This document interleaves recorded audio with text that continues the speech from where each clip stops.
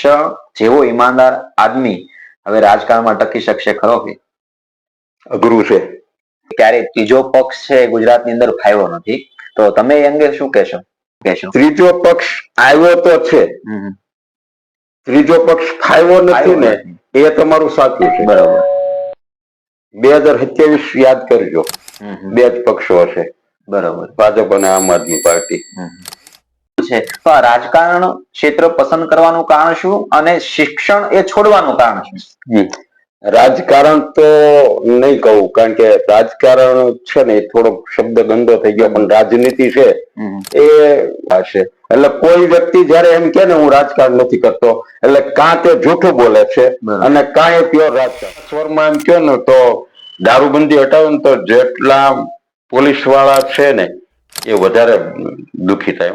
તમે જુઓ છો કે ગયા વખતની ચૂંટણીમાં પણ ભાજપ સૌથી વધારે લીડ 40-50 હજારની લીડ ને આધારે છે એ જીતી હતી. તો એ કઈ લોકચાહના વગર તો કઈ રીતે સફળ થયા હોય? નમસ્કાર, આજે એક એવા શિક્ષક આપણી સાથે જોડાઈ રહ્યા છે કે જેમણે પોતાની શિક્ષણ કાર્ય છે અધૂરું છોડી અને આજે રાજકારણની અંદર પ્રવેશી રહ્યા છે. તો રાજકારણમાં શું કામ પ્રવેશી રહ્યા છે તો તેમની વિગતે વાત કરવી છે, ત્યારે આપણી સાથે પ્રાગજી દાદા જોડાઈ રહ્યા છે, જે આપની અંદર હાલની અંદર છે કાર્ય કરતા છે. આપનો પક્ષ શું કામ જોડાણો છે, પણ એ પહેલા આપણે શિક્ષણ સફર વિશે એમની વાત કરવી છે. નમસ્કાર પ્રાગજી દાદા. નમસ્કાર. નમસ્કાર. એસપી ન્યૂઝમાં તમારું સ્વાગત છે. આજે તમારી પાસેથી વિગતે વાત કરવી છે કે તમે શિક્ષણ કાર્યની સફર છે અત્યાર સુધીની કેવી રહી હતી? શિક્ષણમાં તો કોઈ નબળી નહીં, નિરાશાજનક નહીં, એકદમ સરસ મજાની હતી. તમે કઈ સાલની અંદર છે શિક્ષક તરીકે જોડાયા હતા અને કઈ સાલની અંદર તમે નિવૃત્ત? અમે જયારે ભણતા ને ભરતભાઈ, ત્યારે તો આમ બેકારી જેવું હતું જ નહીં, અને પીટીસી ની સીટો મર્યાદિત હતી. મે 2086 માં છે એ 10મું કર્યું. બરોબર. અને તરત જ અમને પીટીસી માં પ્રવેશ મળી જતો, એટલે મે 1988 માં છે એ પીટીસી પૂરું કર્યું ને એપ્રિલ 1989 માં પ્રાથમિક શિક્ષક તરીકે લાગી ગયો. વર્ષદીમાં નોકરી મળી ગઈ. બરોબર. સૌ પ્રથમ તમને કઈ શાળા છે મળી હતી? અહીંયા આપણી બાજુને બગલમાં જૂના સંગણા પ્રાથમિક શાળા, મારી પ્રાથમિક શિક્ષક તરીકેની શરૂઆત. બરોબર. તમે સૌ પ્રથમ જે ધોરણનો અભ્યાસ કરાવડાયો કયું ધોરણ હતું? પહેલું વહેલું છે મને આજે ખાસ યાદ છે કે લગભગ હું અને અમારા ભૂતપૂર્વ આચાર્ય મહેન્દ્રસિંહ વજુબા હતા, તો એની આગળ છે એ પહેલું બીજું હતું અને 5 જ ધોરણની વ્યવસ્થા હતી. એટલે ત્રીજું, ચોથું, પાંચમું 3 ધોરણ મને આપેલા. બરોબર. તો એ સમયની શિક્ષણ વ્યવસ્થા કેવી હતી?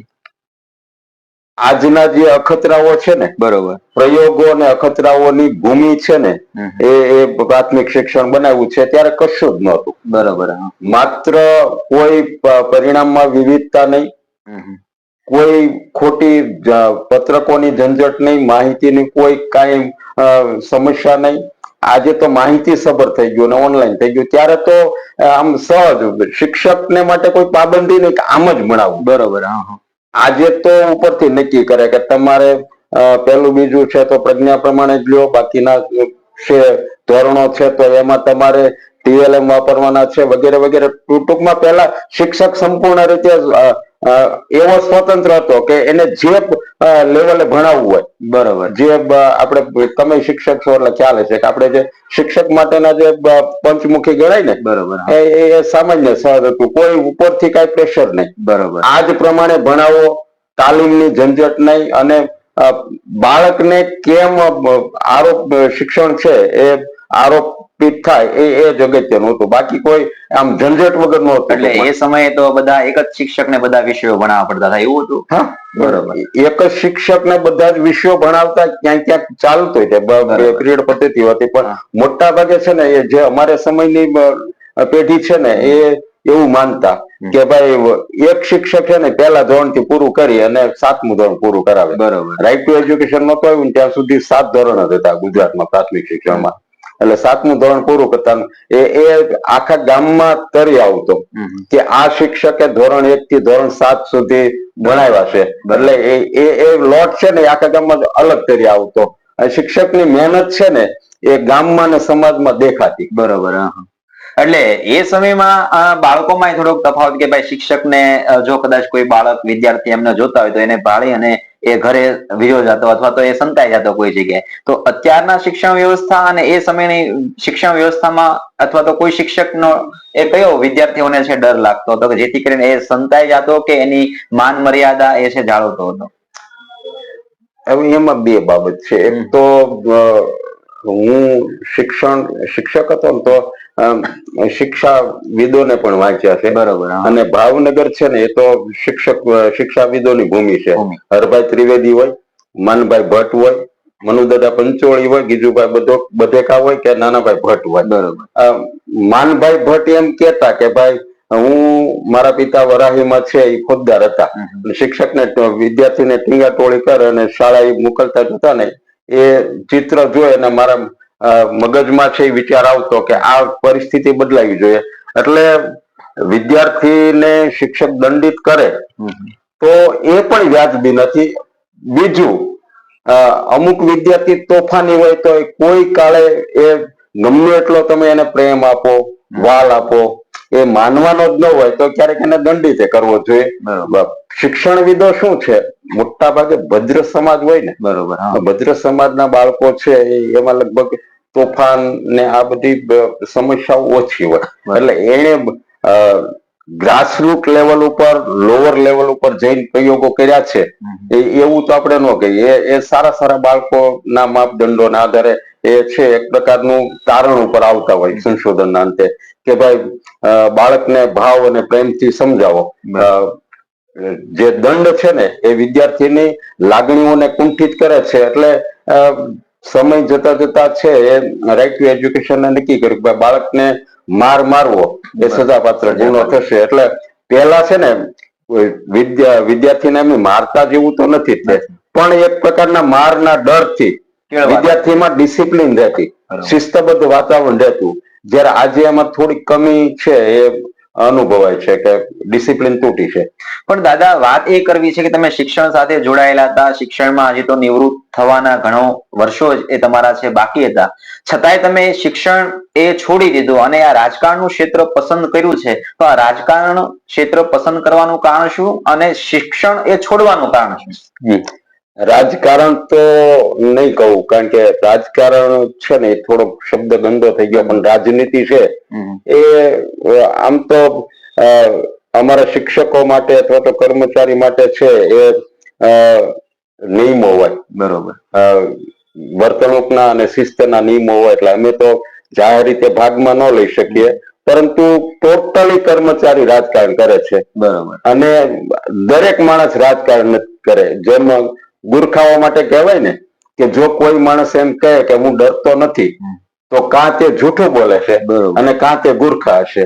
એટલે કોઈ વ્યક્તિ જયારે એમ કે ને હું રાજકારણ નથી કરતો એટલે કાં તે જૂઠું બોલે છે અને કાં એ પ્યોર રાજકારણી છે. રાજકારણ છે એ દરેક ઘરમાં હોય છે. ઘરમાં મોટા ભાઈનું ચાલે, નાના ભાઈનું ચાલે, દેરાણીનું ચાલે, જેઠાણીનું ચાલે, સાસુ સસરાનું ચાલે. આ કોણ નક્કી કરે, કોનો દબદબો રે, આ જ રાજનીતિની શરૂઆત છે. એટલે રાજનીતિ સેવા શિસ્તના નિયમોને બદલે કર્મચારી ઉપર અંકુશ હોય ને કોઈ એમ કે અમે રાજકારણ નથી કરતા. રાજકારણ દરેક ક્ષેત્રમાં છે, વેપારમાં છે, નોકરીમાં છે, ધંધામાં છે, દરેક જગ્યાએ રાજનીતિ છે. અને રાજનીતિ દરેક માણસ પ્રભાવિત હોય છે. ચાલુ નોકરીએ હું પણ પ્રભાવિત હશું કદાચ ને, પણ રાજનીતિ આવવા માટે મેં રાજીનામું નથી આપ્યું. બરોબર. એ બાય પ્રોડક્ટ છે. તે મારા થોડાક અંગત રીઝન છે. થોડુંક બીમારીનું પણ હતું, આરોગ્યના નહીં હતા. એટલે એ તમે કહેશો તો હું અંગત રીતે ડિસ્કસ કરીશ, પણ એ બહુ રાજનીતિ માટે રાજીનામું આપવું એવું કોઈ વિષય નહોતો. એટલે શિક્ષક તરીકે તો તમે સ્થિર હતા જ, છતાંય તમે આ જોખમ ભરેલું રાજકારણ શું કામ પસંદ કર્યું છે? ના, રાજનીતિમાં જોખમ કોઈ કે તો જોખમ લેવું પડશે ને. બરોબર. હું જેને ફોલો કરું છું, અરવિંદ કેજરીવાલ એમ કહેતા ભાઈ રાજનીતિ ગંદી છે, એના માટે ગટરમાં ઉતરવું પડશે, કપડા કાળા થશે. પણ એને લીધે જો બધા જ લોકો પ્રયત્ન છોડી દે તો આજે મોટા ભાગે રાજનીતિમાં છે એ વચન ભંગ કરનારા માણસો. હું એને એકદમ ગુંડા પ્રકારના નહીં કહું, પણ બોલીને નહીં પાડવા વાળા માણસો છે એ રાજનીતિમાં આવ્યા છે. જો સારા માણસો આવશે જ નહીં તો બધા જ માણસો છે એ એવા માણસો આવશે કે જેને આપણે એમ કહીએ કે એ ખોટાઓની ફોજ આવશે. 100%. એટલે રાજનીતિમાં કોઈ કે તો શરૂઆત કરવી જોઈએ ને, સારા માણસો આવે. રાજકારણ જ મિત્ર ભરતભાઈ વકીલોનું ને શિક્ષકોનું છે. બરોબર. પ્રથમ હરોળના જે આઝાદી સમયના બધા જ રાજનેતાઓ જુઓ, તે કાં વકીલો હતા, કાં આઈએસ અફસર કેડરના હતા, અને કાં શિક્ષકો હતા. સર્વપલ્લી રાધાકૃષ્ણન છે, જેનો મને ને તમને ગૌરવ છે, શિક્ષક દિન ઉજવીએ છીએ, તે પોતે રાષ્ટ્રપતિ પદે પહોંચ્યા તો એક શિક્ષક જ હતા. એટલે આ નિર્ણય તમે જે રાજકારણની અંદર જોડાવાનો છો, તમારા જીવનમાં કોઈ એવી ઘટના બની છે કે તમારા મનમાં લાંબા સમયથી છે એ આ મનમાં વિચાર આવતો હતો કે આ ક્ષેત્ર પસંદ કરવું છે? ના, એવું કોઈ ઘટના તો કારણભૂત નથી, પણ જે કહેવાય ને પાર્ટીઓનું રાજકારણ, પાર્ટીઓની રાજનીતિ એ તો નિવૃત્તિ પછીની વાત છે. પણ અમે જયારે શિક્ષક તરીકે હું નોકરી કરતો, તો પણ એક પ્રકારનો જ્યાં જ્યાં અમારા શિક્ષકોને અન્યાય થતો 100%. તો એની ભેરે ઉભું રહેવું, કામ કરનાર શિક્ષકોને અધિકારી ખોટી રીતે દબાવે નહીં, કામ નથી કરતા એવા શિક્ષકોને છે યોગ્ય પ્રમાણમાં દંડ થવો જોઈએ એવું માનતો. કારણ કે સરકારી શિક્ષણ બગાડનાર માણસો છે ને, એ કામ નહીં કરનારા શિક્ષકો છે, અને તે 2 થી 3% હોય છે, ને એને લીધે આખો શિક્ષક સમાજ છે એ ભોગવાતો. એટલે મેં 2002 માં, આજથી 24 વર્ષ પહેલા શિક્ષક સંઘ તળાજાના પ્રમુખ તરીકે દાવેદારી કરેલી. ભાગ્યોગે છે અમને સફળતા નહીં મળેલી. સામેના ઉમેદવારને પણ 14 મત મળેલા, મને 14 મત મળેલા. ટાઈ થયેલી, ચિઠ્ઠી ખોલવામાં સામેવાળા ઉમેદવાર જીતી ગયા. પણ હવે તમે એને રાજનીતિ તરીકે મૂલવો છો કે યુનિયનની ચૂંટણી મૂલવો છો, એ તમે નક્કી કરવાનું રહે. બાકી એ તો મને પહેલેથી એક પ્રકારનું રાજનીતિ પ્રત્યે શોખ નહીં, પણ ખોટું થતું હોય તો એના પ્રત્યેની ચીડ સ્વાભાવિક હતી. એટલે તમને એવું લાગે છે કે શિક્ષણ ક્ષેત્રમાં કોઈ જગ્યાએ ન્યાય ન મળ્યો પછી રાજકારણમાં આવવું પડ્યું એવું લાગ્યું? કેમ કે તમે અત્યારે એ આપ સાથે જોડાયેલા છો, અને આપની જે શિક્ષણ પદ્ધતિ છે જે દિલ્હીની અંદર તમે જોઈ રહ્યા છો, અને એક બાજુ ગુજરાતની તમે જોઈ રહ્યા છો, એટલે તમને ક્યાંય એવું લાગ્યું છે કે ભાઈ શિક્ષણ ક્ષેત્રમાં મને ક્યાંય નથી ન્યાય મળ્યો, એટલા માટે કદાચ મારે રાજકારણમાં આવવું પડે, અથવા તો કોઈ મારા જે શિક્ષણ બંધુઓ છે એને ન્યાય નથી મળ્યો એટલે મારે રાજકારણમાં આવવું પડ્યું છે? ના, એવું કોઈ તો પર્સનલ રીઝન નથી, મારું વ્યક્તિગત રીઝન નથી. બાકી ગુજરાતની તમે શિક્ષણ પદ્ધતિ જુઓ તો અહીંયા તો કોઈ શિક્ષણ મંત્રી જ મેં જોયા નથી. બરોબર. મારી 34 વર્ષની નોકરીમાં મેં કોઈ એવા શિક્ષણ મંત્રીને નથી ભરતભાઈ જોયા કે જેની આગળ વિઝન હોય, પ્રાથમિક શિક્ષણ, ઉચ્ચ શિક્ષણ ને ક્યાં લઈ જવું એવો વિઝન વાળો કોઈ પણ શિક્ષણ મંત્રી આજ સુધી જોયો જ નથી.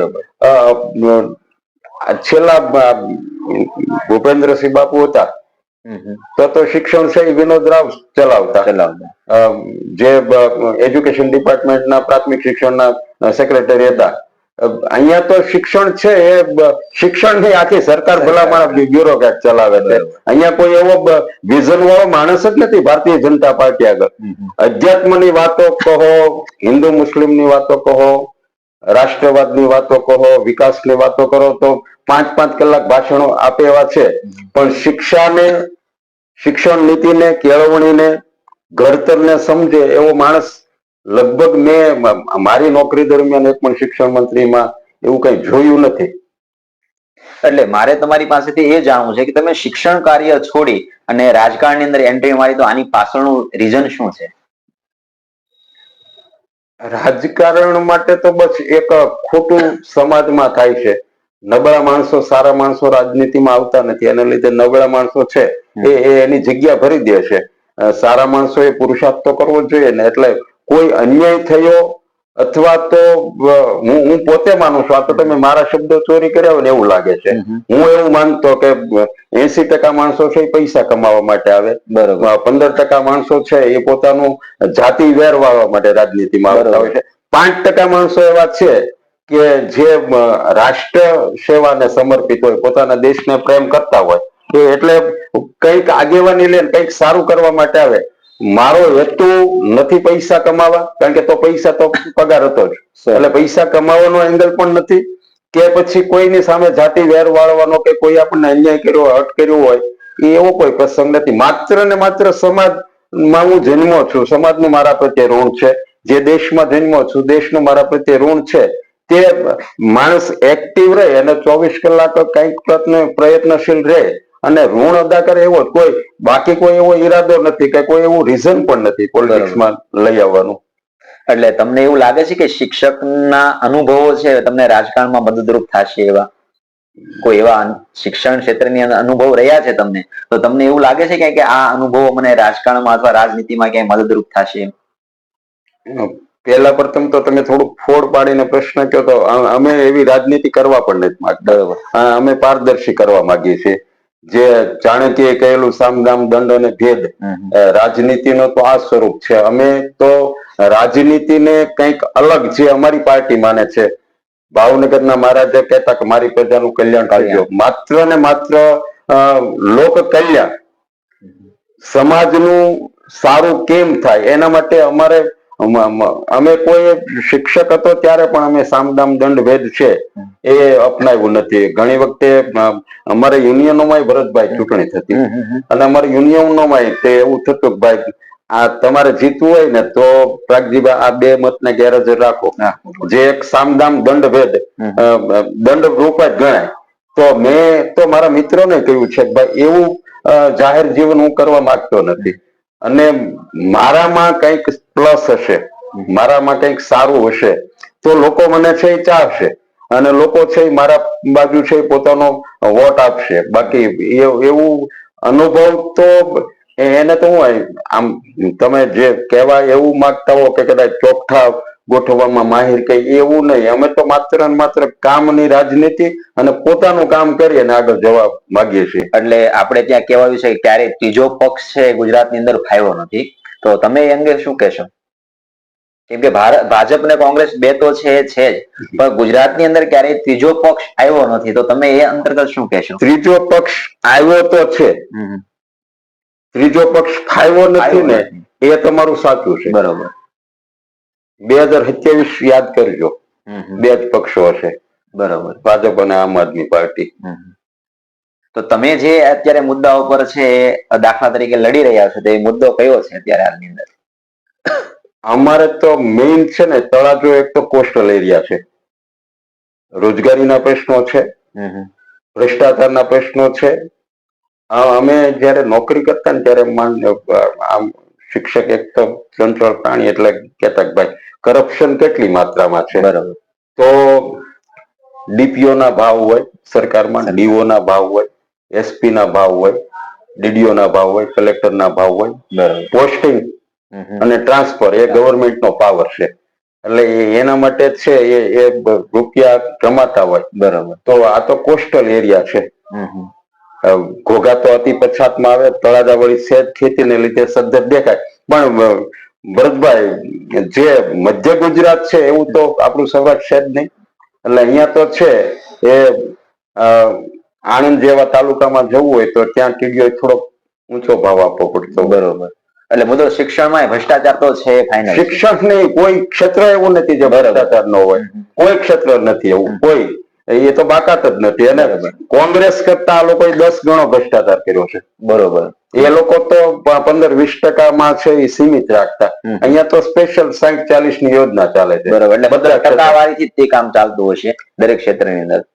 ટકાવારીની ક્યાં વાત કરો છો? કોંગ્રેસ નો કોન્ટ્રાક્ટર હોય ને તો એ ભાજપના ફંડમાં આપે છે પૈસા.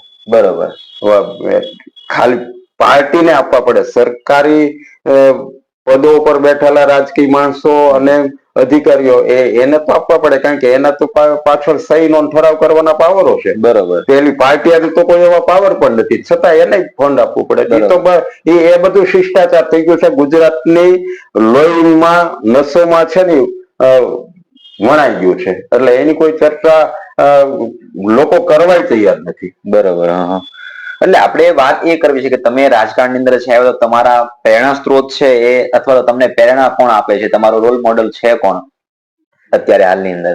રોલ મોડેલ તરીકે કોઈ હું એક વ્યક્તિને તો નહીં કહ્યો. બરાબર. બાકી તો મેં આજે મારા એક શિક્ષક સમાજમાં એક છાપ છે કે પ્રાગજીભાઈ નું વાંચન મોટું છે, બધાને વાંચ્યા છે. એટલે કોઈ એકને નહીં કહ્યું. મારા જીવન ઉપર છે વધુ અસર હોય તો મહાત્મા ગાંધીજીની છે, સરદાર પટેલની છે, સ્વામી વિવેકાનંદને વાંચ્યા છે ને પાંડુરંગ શાસ્ત્રીને વાંચ્યા છે, આધુનિક જે આપણા લેખકો છે એને વાંચ્યા છે, અધ્યાત્મ વાંચ્યું છે, ધર્મ પણ વાંચ્યું છે, અને નવલકથા હોય ટાઈમ મળે તો વાંચી છે. એટલે રોલ મોડેલ તરીકે તો જે લોકો જેના પદચિહ્નો ઉપર આપણે ચાલી શકીએ જ આપણા રોલ મોડેલ કરે.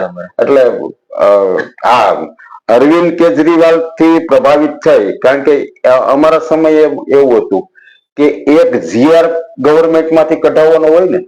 હું વાત કરું છું, હું નોકરીએ લાગ્યો 1989 થી 2005 સુધી. બરોબર. તો એક જીઆર સામાન્ય કર્મચારીને હતું, તો કોઈ સરકારી બિલોંગ ન ધરાવતો હોય ને એવા માણસને તો જીઆર મળતો નહીં. એક જીઆર સરકાર માંથી કઢાવવું હોય ને તો ખૂબ આકરું લાગતું. બરોબર. કારણ કે જયારે રાઈટ ટુ ઇન્ફોર્મેશન નહોતું, બરોબર, કે એક પણ જીઆર ગવર્મેન્ટની કોઈ પણ વેબસાઇટ ઉપર હતો નહીં. અને અરવિંદ કેજરીવાલ ઉપર તો પહેલું વહેલું કે જે લોકોના પૈસાથી ટેક્સ થી સરકાર ચાલે છે અને એનાથી જે ડેવલપમેન્ટના કામો થાય છે, વિકાસના કામો, અને એના માટે કેટલું બજેટ આવ્યું, કેટલું વપરાયું, અત્યારે કોઈ માણસ જાગૃત હોય તો તે જાણી શકે, કારણ કે રાઈટ ટુ ઇન્ફોર્મેશન છે. પેલા તો કોઈ આવી વાત હતી જ નહીં. 2005 છે કોંગ્રેસની સરકારે એ મોટપ દાખવી હતી. બરોબર. કે આ રાઈટ ટુ ઇન્ફોર્મેશન છે ને એ ભરતભાઈ આખું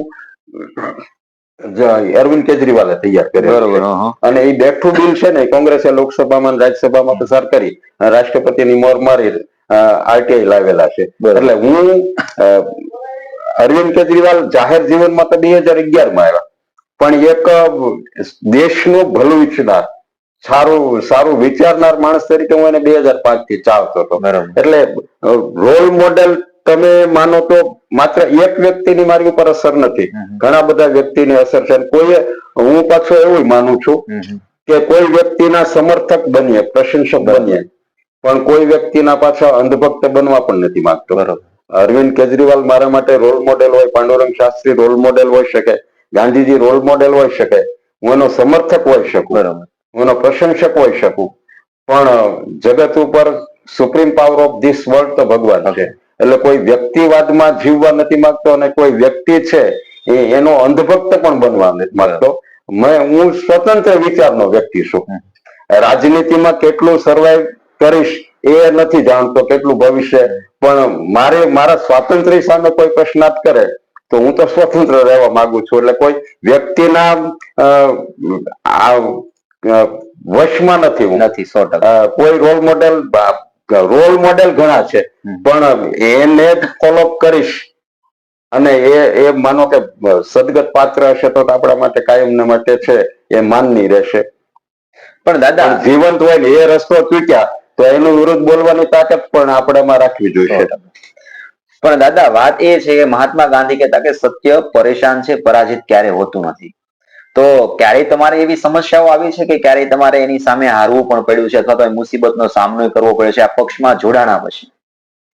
સત્ય પરેશાન તો થતું આવ્યું છે, આદિકાળથી થતું આવ્યું છે, પરાજિત ન થાય એવું પણ નથી. બરોબર. વેદો અને ઉપનિષદો ભરતભાઈ ક્યાંક અલગ કે છે.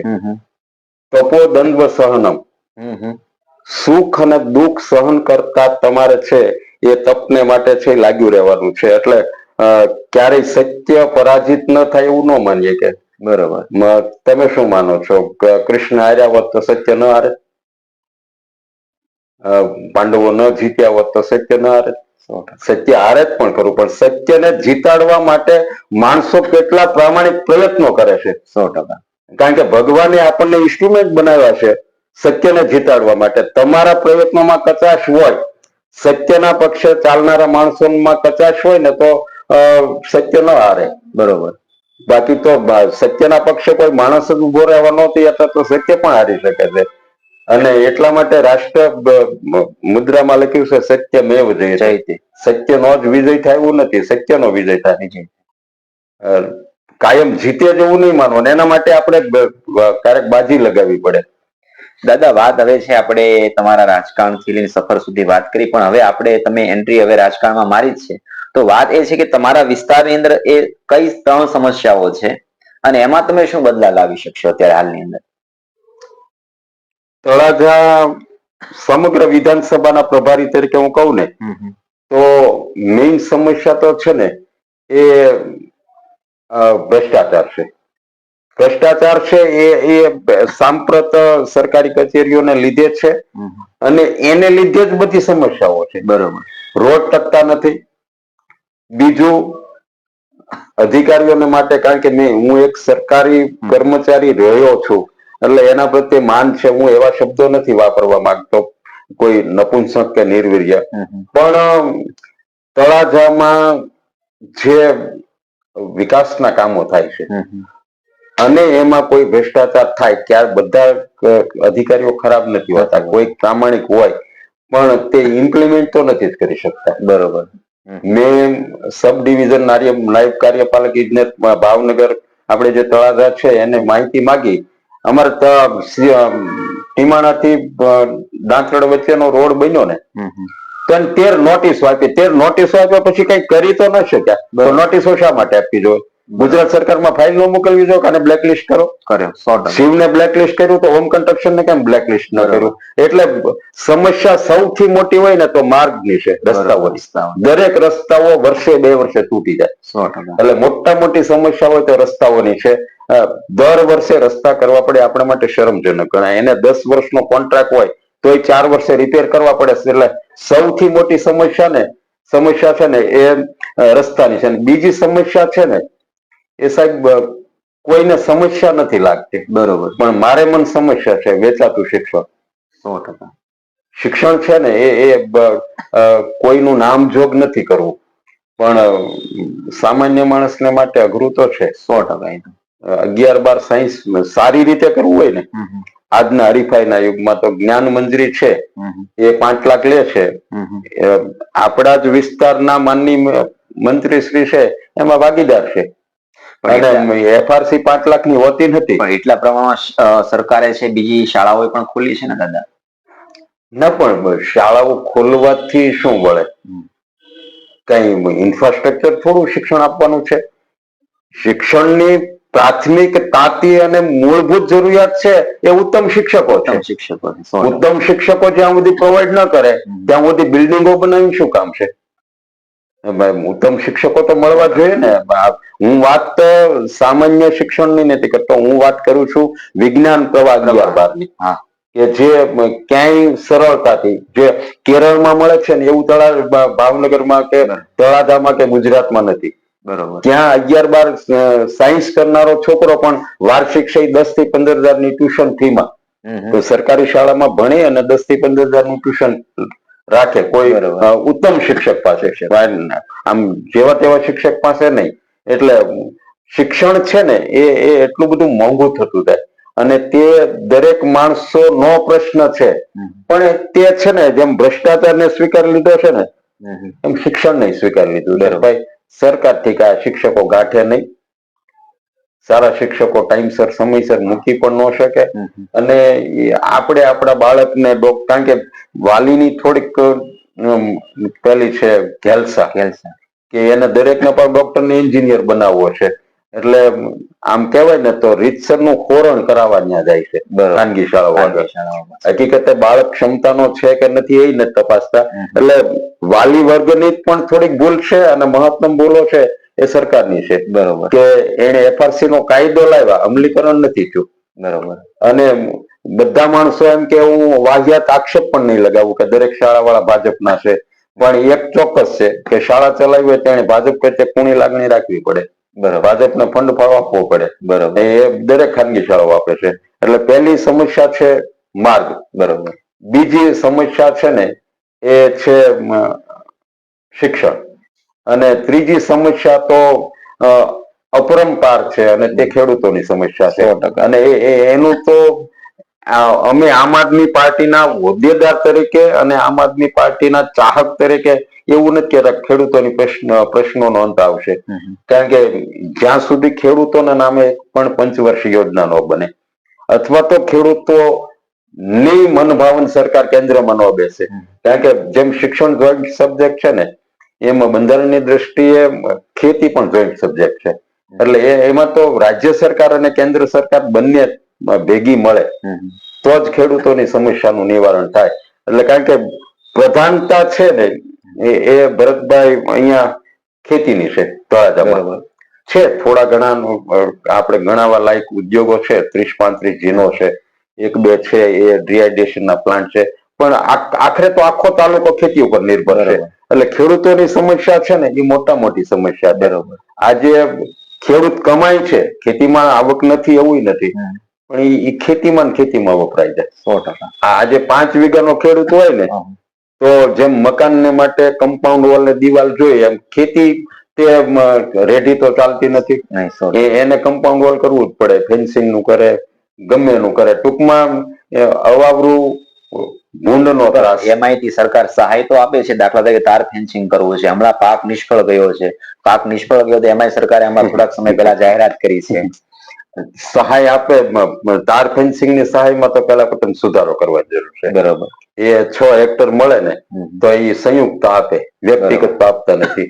તો એ કોઈ પણ યોજના સરકાર બનાવે તો ગ્રાઉન્ડ ઉપર અભ્યાસ કર્યા વિના અહીંયા સગાભાઈ નો કુવો હૈયારો નથી હાલતો ભરતભાઈ, અને એ એમ કે 6 હેક્ટર ના ખેડૂતો ભેગા થઈ અને ફેન્સિંગ કરાવે તો એ યોજના ગ્રાઉન્ડ ઉપર ન ટકી શકે. લે છે અમુક માણસો જ્યાં કુટુંબની એકતા હોય, ગામની એકતા હોય, તે લોકો લાભ લે છે.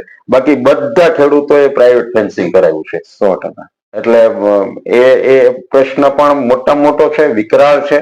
અને બાકી લાભ એ તો એક પ્રકારનું છે ને સોનાની થાળી છે, હાથ બાંધીને ખાવાનું કીધું. સહાય ક્યાં આપવાની જરૂર હતી? અને હું તો એને સહાય તરીકે મૂલવતો નથી.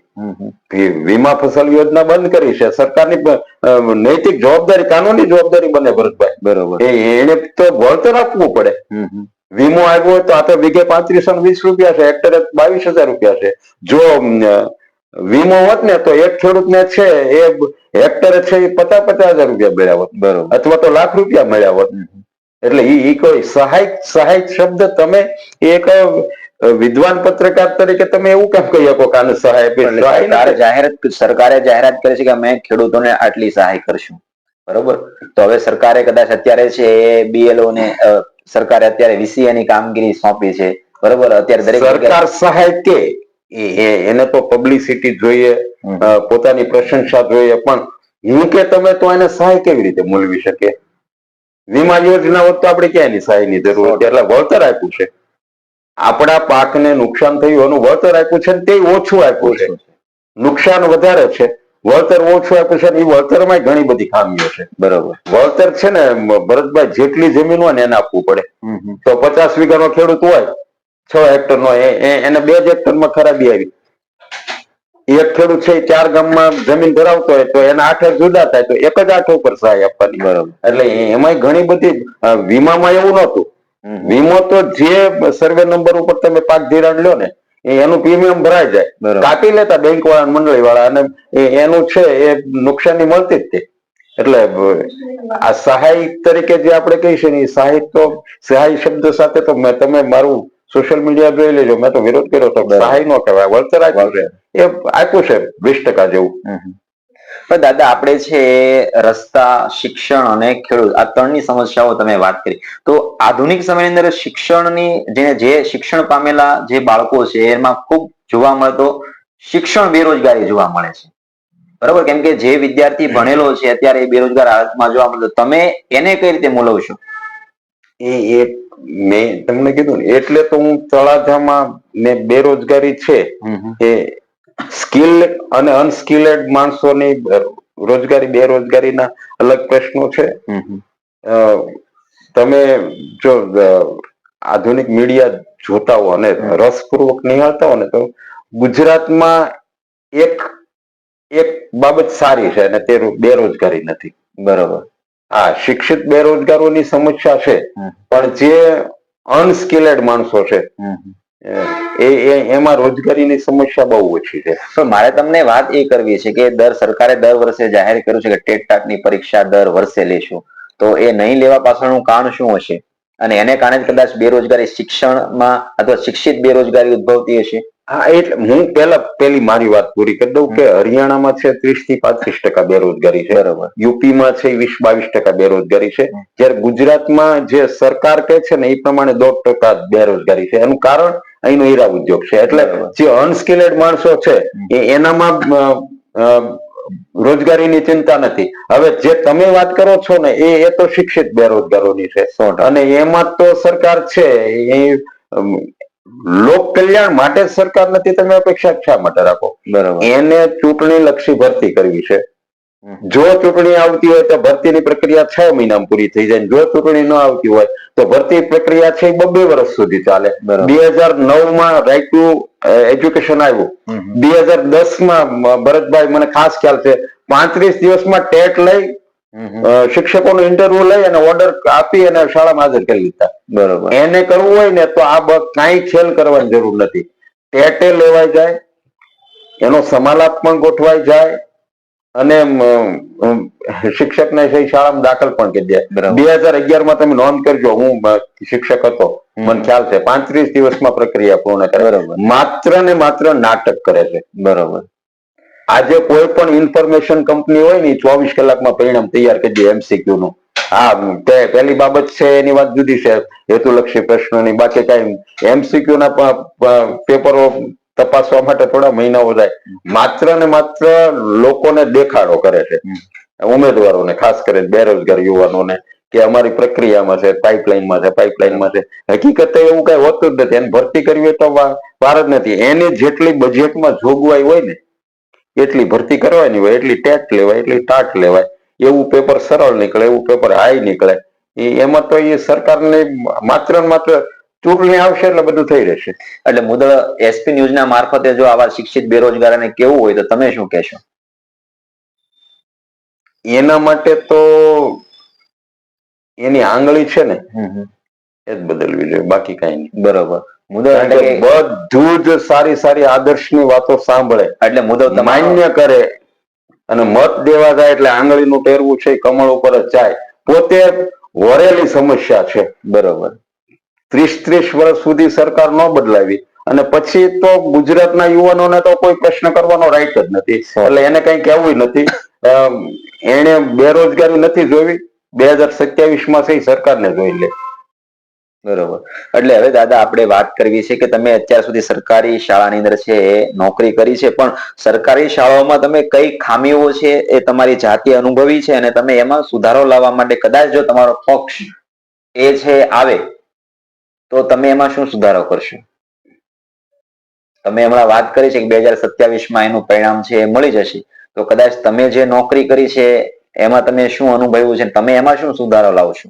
પહેલી વાત તો ભરતભાઈ, બેંક અને શાળા આમાં કોઈ અધિકારી ન હોવો જોઈએ. બરોબર.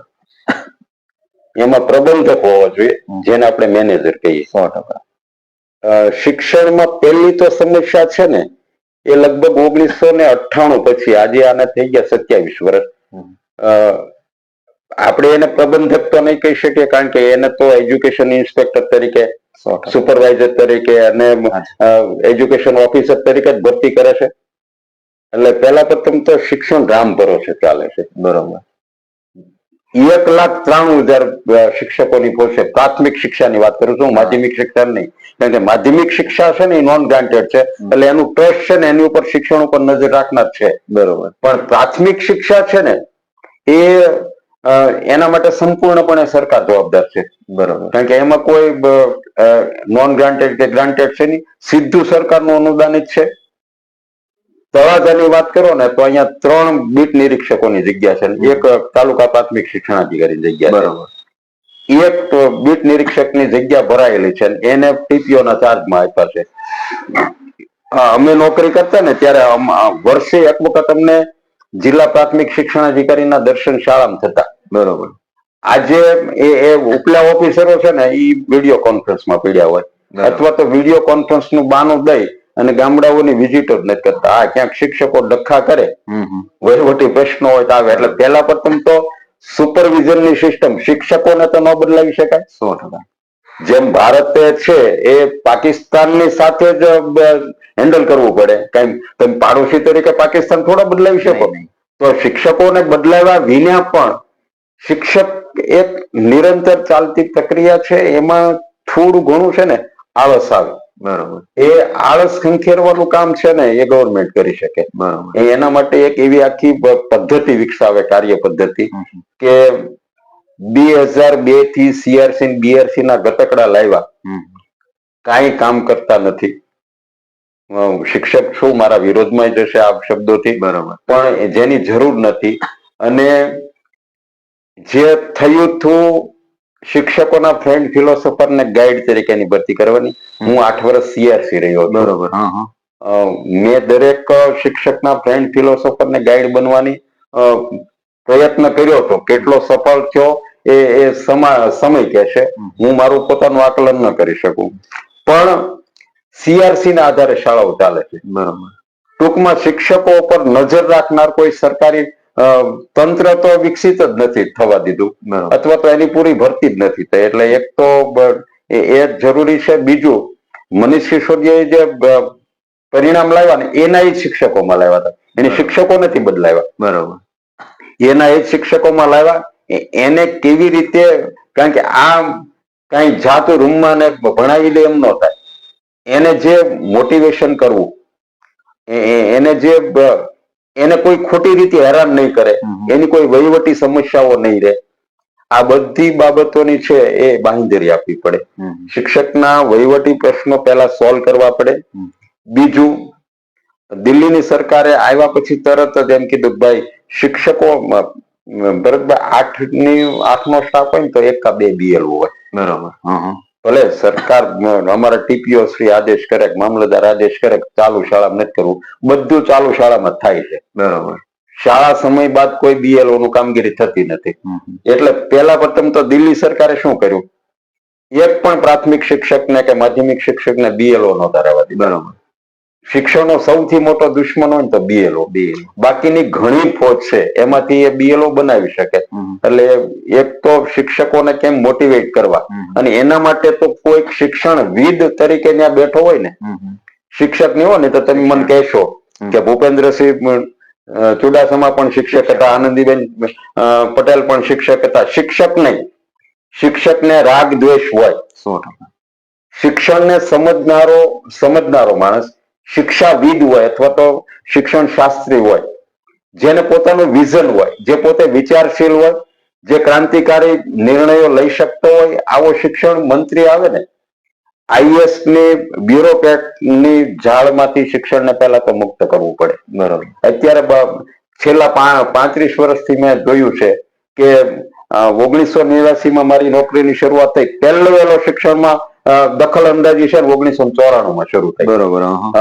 પરિણામ પત્રકો બદલાવે, શિક્ષણ પદ્ધતિઓ બદલાવે, શિક્ષક ભણ્યો હોય કઈક શિક્ષણ પદ્ધતિ અમલવારી કઈક થી કરવી, અને દર વર્ષે અખતરાઓની ભૂમિ બનાવી દીધી શિક્ષણ. એટલે પહેલા પ્રથમ તો એ અખતરાઓ છે ને બધા જ બંધ કરવા પડે. અને કોઈક એક પ્રકારની ઠોસ એક આખરે તો આપણે બાળકને એક સમજદાર અને દેશને વફાદાર નાગરિક બનાવવાનું કામ છે. એ સમજદાર નાગરિક, વફાદાર નાગરિક છે, એ સારો ડોક્ટર બનશે, સારો એન્જિનિયર બનશે, સારો ખેડૂત બનશે.